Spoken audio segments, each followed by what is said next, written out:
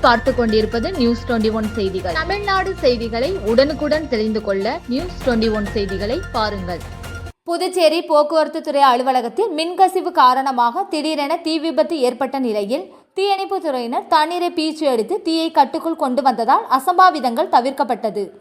புதுச்சேரி 100 அடி சாலையில் போக்குவரத்து துறை அலுவலகம் இயங்கி வருகிறது. இங்கு தினந்தோறும் நூற்றுக்கணக்கான பொதுமக்கள் டிரைவிங் லைசென்ஸ் உள்ளிட்ட பல்வேறு போக்குவரத்து தேவைகளுக்கு வந்து செல்கின்றனர்.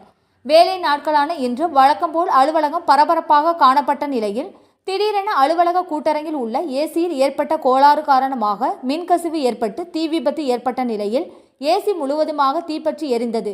தொடர்ந்து தீ மளமளவென ஒயர்கள் மூலம் மற்ற இடங்களுக்கு பரவிய நிலையில் அலுவலகத்தில் பணியில் இருந்த அதிகாரிகள் மற்றும் ஊழியர்கள் அலறி அடித்துக்கொண்டு வெளியே ஓடி வந்தனர். இந்நிலையில் இச்சம்பவம் குறித்து போக்குவரத்து துறை அதிகாரிகள் தீயணைப்பு துறைக்கு தகவல் அளித்ததின் பேரில் சம்பவ இடத்திற்கு விரைந்து வந்த தீயணைப்பு துறையினர் தண்ணீரை பீய்ச்சி எடுத்து தீயை அணைத்ததால் உயிர் சேதங்கள் மற்றும் பெரும் பொருட்சேதங்கள் தவிர்க்கப்பட்டது.